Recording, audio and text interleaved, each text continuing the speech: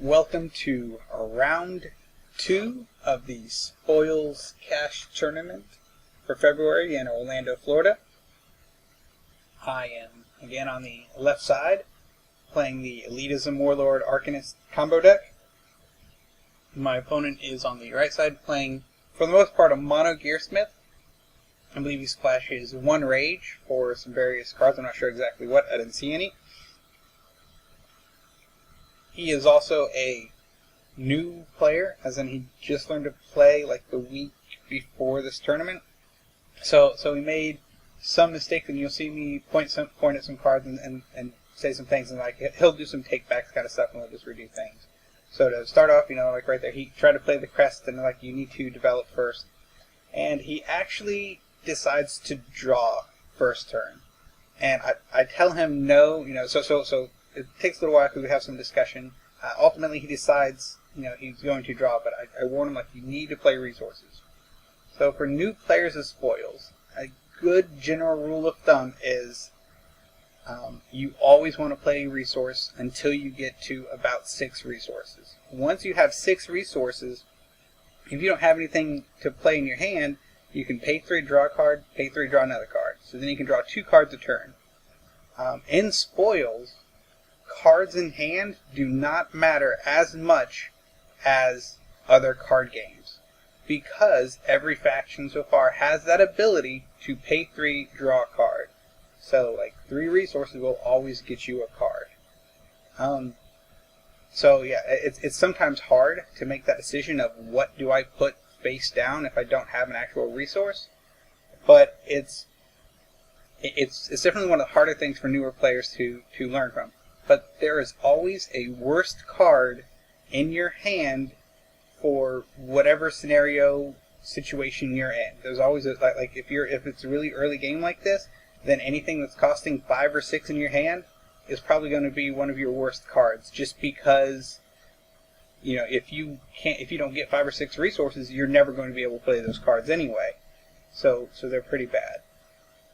All right, so to try to catch up here real quick. His turn, he drew a card. He played a Crest of Elitism, which whenever you play a card that provides Gearsmith threshold, you get to create a Micromajig token, which is a 1/1/3 character. He also played a Mysterious Invasion, which is an item. You can deplete it, destroy 2 characters you control to destroy a picked character. And then on my turn, I played a Violence, and I lost an Influence, and then that was my first turn. On his second turn, he played an Arrogance, lost an Influence, and triggered the Crest of Elitism, which let him create a Micromajig. Now, that might be why he didn't want to play a resource that first turn, because he wanted to trigger the Crest, which is a totally valid play. I've done it many times myself. But if you're going to do that play, you need to be willing to sacrifice something from your hand to play it face down as a resource. And then he played a Micromajig Master, which created 2 more Micromajigs. My second turn, I just played a Neurosis, lost another Influence to go to 23, played a Surplus Soldier, which is a 1/1/3. When it's destroyed, it flips face down as a resource. On his third turn here, plays another Micromajig Master, makes 2 more Micromajigs. The Micromajig Master has the ability they can sacrifice 3 Micromajigs to search their deck for any card. Now, one of the things he did here too is that he just sacrificed 3 Micromajigs. Usually, in this kind of scenario, you want to attack with your Micromajigs first, either like one at a time or in a party or something, and then just sacrifice them after they've dealt combat damage.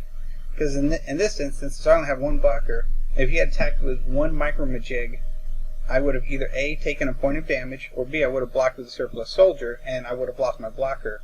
And then he could have sacrificed those same 3 Micromajigs and searched his deck for his card. Now, I let him know you can attack and do it, but he didn't want to do it. He just like, no, it's fine. He just sacked the 3 to search. But if he had sacked, then I probably would have blocked my Surplus Soldier to flip it face down, and then he would have gotten 3 points of damage in. And then he would have essentially had 3 or 4 characters to attack with next turn instead of only 3. So he would have gotten a few more points of damage in. So after he searched for a card, he just attacks Micromajig, I block, flips face down. And then I just take 2 more points of damage from the 1/1/3s there. So I go to 21.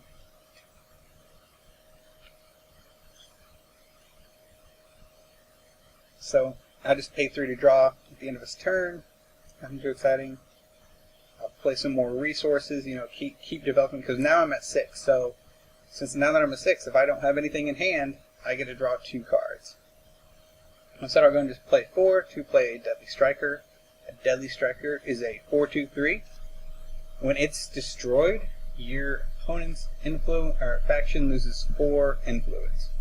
So Deadly Strikers are pretty good cards. I believe they're even common or uncommon, because once they hit the field, they're pretty much guaranteed to do 4 damage to your opponent. There's a few ways to get rid of them. Like Banker has Alluring Quicksands, can flip them face down. Rogue has Dry Gulch and stuff that can remove them from the game. So there's a few ways that they can be gotten rid of without doing damage. But most trades can only destroy them, such as Gearsmith is pretty much only destroy, and Warlord, his 1 splash is only destroy as well. So he doesn't really have any way to remove from the game without taking that damage.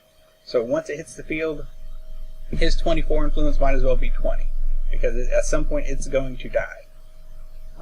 So here he just attacks for 1. I say no blockers. He wants to respond after blockers. It's always a good thing to do. But in this case, he tries to play a gear. So I point out, this is a gear. It doesn't have tactical. You have to, attach it, not during combat. So I asked him if he wants to go back and attach it, before he attacks. And he says no, it's fine.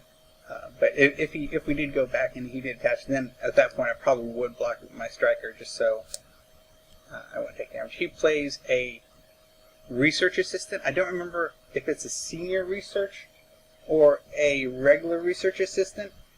The difference between them is that one you can deplete to reduce the numeric cost by 1. The other one you can deplete to reduce numeric cost by 2. Like I said, I believe it's a senior research assistant he played, but I don't remember for sure.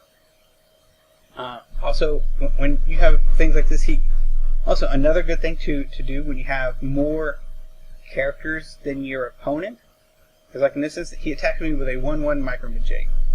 I could have blocked it with my Deadly Striker and killed it, but I would rather my Deadly Striker block and kill a Micromajig Master or something else that's like that. So when you have the advantage like that, you can start attacking with your smaller, more worthless characters, that aren't that big of a deal, because a lot of times they won't block because they want to save their blocker for something more important. In which case you just don't attack with them and you can just kind of sneak and get free damage in without really being punished. So my turn, I play another resource, and then I just attack with a Deadly Striker. He blocks with the Micromajig Master, which I'm totally fine with, because I don't want those on the field, because every time he plays an elitism, he can get more Microjigs, and I don't want him getting enough Microjigs to search his deck. And from what I remember of this deck is essentially play a lot of Micromajigs and then play some ramping guys in order to play bigger guys. He kind of plays Dark Awakening, and he picks this to play it, and then I'm like, wait, hold on, I'm responding to Dark Awakening before these things ever come in. Because I don't want him to get Micromajigs, so I don't want him searching his deck for answers to things. So I'm going to Tactician Vacation it here. Tactician Vacation costs 4. Your opponent cannot respond to it, so they can't do anything tricksy about it. It's going to happen. If it's played in response to a tactic, which was in response to Dark Awakening, it terminates the tactic, so the tactic has no effect. And then no more tactics can be played this turn.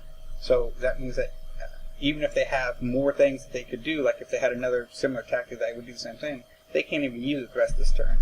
And in an instance like this, where I have no more resources, I don't care that tactics can't be played, because I don't have any resources to play tactics anyway.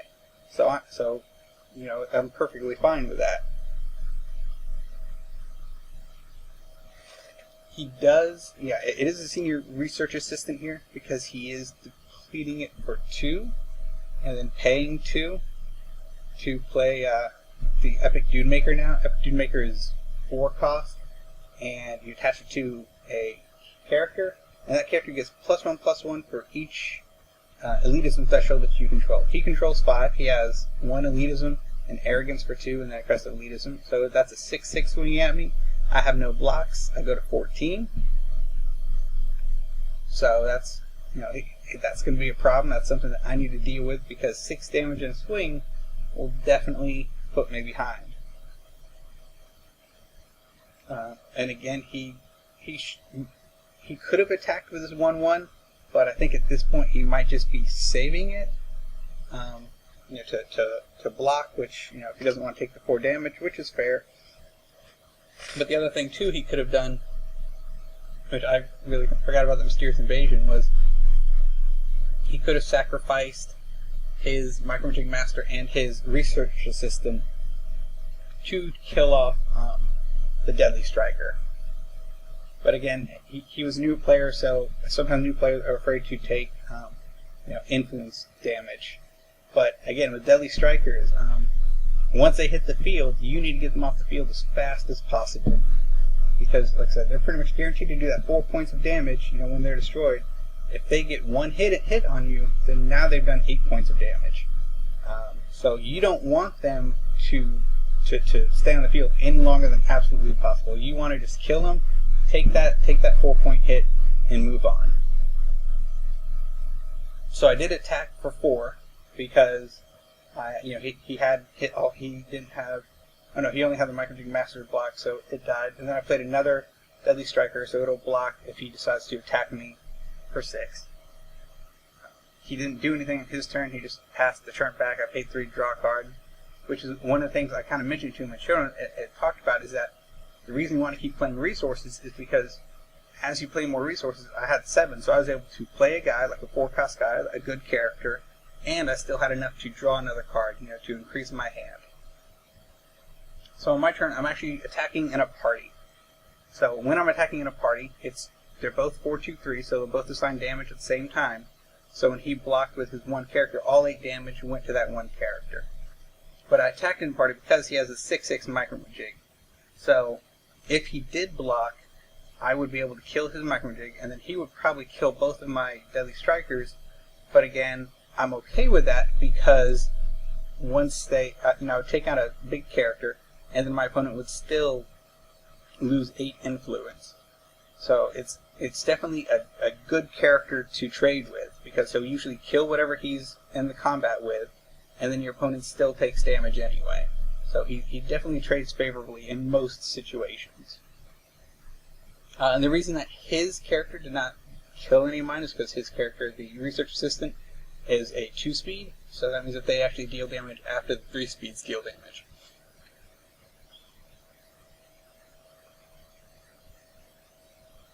And the reason I felt comfortable attacking with this and leaving myself open is because if I got in for 8, it'd be nice, but I was like, okay, even if he chumps block it, I had another Deadly Striker in my hand that I could play, so I didn't have to worry about taking that 6 damage from him. Because now they have 3 Deadly Strikers on the board. That's effectively 12 damage that I can just take off his life at some point. So he's effectively at around 12 influence left. So I had paid 3 to draw a card, and he's like, wait, I had, and I'm like, oh, did you want to respond to that? And he just paid 3 to draw a card in response, which was fine. So on my turn, I played another Violence, so I have 4 threshold for Rage, and I took another one, so I went to 12. Now I'm just attacking in a party again, 8, and at this point he realized that he needs to, he doesn't want to take the 8, so he realized he just needs to deal with him. Because he thinks about it a while, and he does end up blocking.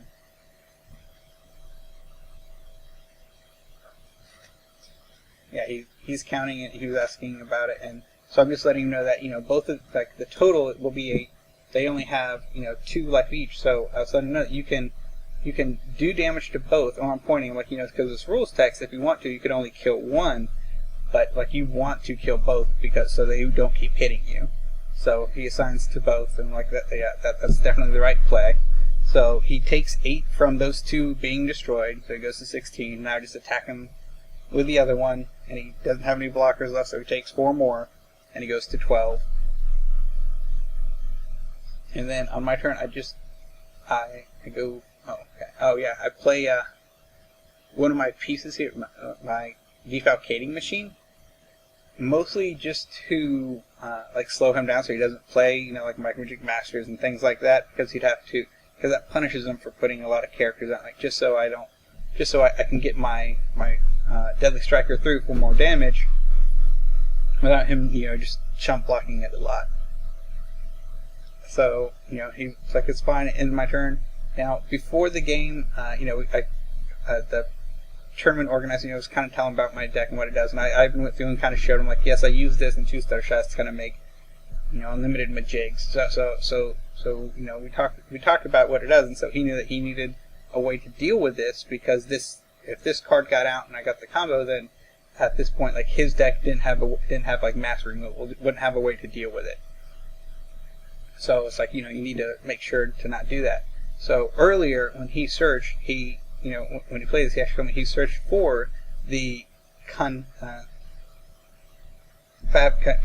Subtraction, which is a card that has a lot of rules text, so I'm not going to say it all. Like, it has so much rules text that you saw, there's no artwork on the card. It does pretty much whatever you happen to need it to do for Gearsmith. In this instance, the important one was you can destroy it and pick an item, and then you remove that item from the game. That was the important part that he did. So that's what he actually fetched, because he was really worried about the combo when people were talking about it. But again, that early in the game, he didn't need to sacrifice those Majigs to search for anything. He could have kept his Majigs, just kept attacking with them for a while, and then sacrificed them later on when things got really bad or something and he needed to search for an answer for something. So I go looking for some more things just to kind of speed up the clock, pay through draw.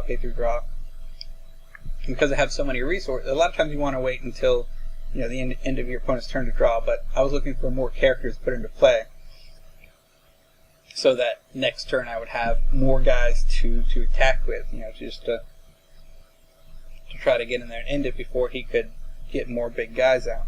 Like I said, because I know that the deck runs Micromajig shipping containers and just stuff like that I couldn't deal with very well. Oh, so here's another thing. He plays another research system. I pay 30 draw, and then I stop and I think about it, like, wait, hold on, just to remind you, I'm like, you can use these abilities even after you block. So I let him know that instead of using it now, that if he wanted to, he can wait, block my character, and then use the ability and draw the cards. That way he doesn't take 4 points if he wants to do that. If you wanted to sacrifice the character. So he's like, okay, yeah, because he's getting low, so he doesn't want to take that damage. So he puts the card back. He knows what it is, but like I said, new player, not too worried about it, because he's just going to pay through and he's just going to draw. So I attack first thing. He blocks, and then he uses the ability to draw a card. I'm like, that's fine. So he doesn't take any damage this turn. I go counting my resources, see exactly how many I have, so I know what it is. I can do. So I just go and play my own Micromajig Master. Again, part of the combo. But in this instance, it's just putting a clock up there to try to. And also, if he plays any blocker, I can get more damage through instead of just having one thing be blocked. Then I just end my turn, leave all my resources open, just draw a bunch of cards. So he plays another elitism, triggers the crest, he gets the blocker out, which I'm like, that's what I didn't want, because now my guy can't get through for 4, which is why I wanted to play the Micromajig Master, just so I had guys to get damage in guaranteed. So I just draw some cards, end of the turn. Start of the turn, I count resources again. I am at 11, so I actually play one to go to 12, which is very important for ending this game this turn.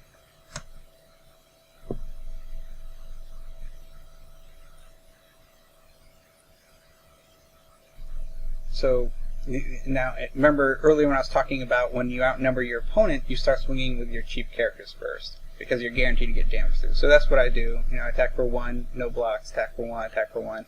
He isn't blocking that because he wants to, and rightly so, he wants to block the 4 strength. So he goes to 5. But if this is earlier in the game or something, or if my attacker would have traded and I didn't necessarily want to lose my attacker yet, again, like I said, you can just attack with your small characters first. A lot of times, let him through, and then you just get free damage in. So once he blocks it, and that I go ahead and play a siege machine, which costs 0. You pay 2, destroy one of your resources, and your opponent loses an influence. And again, I have 12 resources, so I can do that 6 times. So, I play it, let him read it, explain it. He's like, okay, and then I just siege machine him out. I just, pay 5 and pay 10, destroy 5 resources, and he's like, okay, good game. Thanks for watching.